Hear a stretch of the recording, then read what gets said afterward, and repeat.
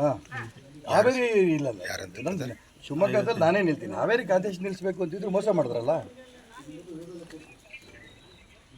ಇಲ್ಲ ಅಲ್ಲಿ ಇಂಡಿಪೆಂಡೆಂಟ್ ನಿಲ್ಸಲ್ಲ, ನಾನು ಇಲ್ಲಿ ನಿಲ್ತೀನಿ. ನಾನು ನಿಂತ್ರೇನೆ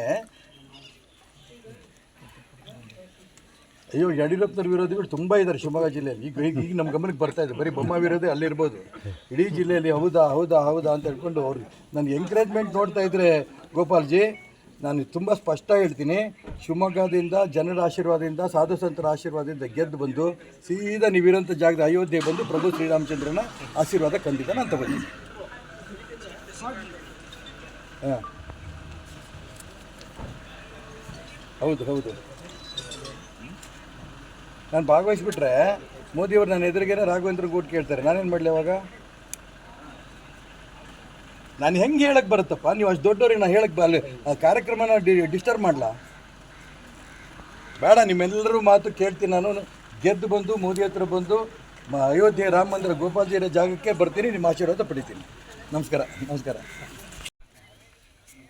ಹಾಂ ಹಾವೇರಿ ಇಲ್ಲಲ್ಲ ಯಾರಂತ ನಂದು ಶಿವಮೊಗ್ಗದಲ್ಲಿ ನಾನೇ ನಿಲ್ತೀನಿ. ಹಾವೇರಿ ಕಾಂತೇಶ್ ನಿಲ್ಲಿಸ್ಬೇಕು ಅಂತಿದ್ರು ಮೋಸ ಮಾಡಿದ್ರಲ್ಲ. ಇಲ್ಲ ಅಲ್ಲಿ ಇಂಡಿಪೆಂಡೆಂಟ್ ನಿಲ್ಸಲ್ಲ, ನಾನು ಇಲ್ಲಿ ನಿಲ್ತೀನಿ. ನಾನು ನಿಂತ್ರೇನೆ ಅಯ್ಯೋ ಯಡಿಯೂರಪ್ಪನವ್ರ ವಿರೋಧಿಗಳು ತುಂಬ ಇದ್ದಾರೆ ಶಿವಮೊಗ್ಗ ಜಿಲ್ಲೆಯಲ್ಲಿ.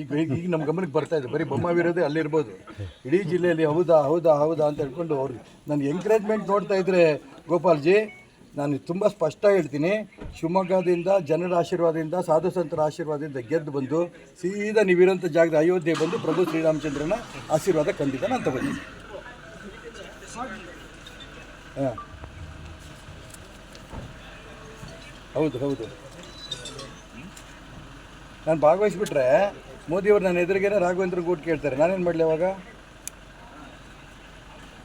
ನಾನು ಹೆಂಗೆ ಹೇಳಕ್ಕೆ ಬರುತ್ತಪ್ಪ? ನೀವು ಅಷ್ಟು ದೊಡ್ಡವ್ರಿಗೆ ನಾನು ಹೇಳಕ್ಕೆ ಕಾರ್ಯಕ್ರಮನ ಡಿಸ್ಟರ್ಬ್ ಮಾಡಲ ಬೇಡ. ನಿಮ್ಮೆಲ್ಲರೂ ಮಾತು ಕೇಳ್ತೀನಿ. ನಾನು ಗೆದ್ದು ಬಂದು ಮೋದಿ ಹತ್ರ ಬಂದು ಅಯೋಧ್ಯೆ ರಾಮ ಮಂದಿರ ಗೋಪಾಲ್ಜಿ ಇರೋ ಜಾಗಕ್ಕೆ ಬರ್ತೀನಿ, ನಿಮ್ಮ ಆಶೀರ್ವಾದ ಪಡಿತೀನಿ.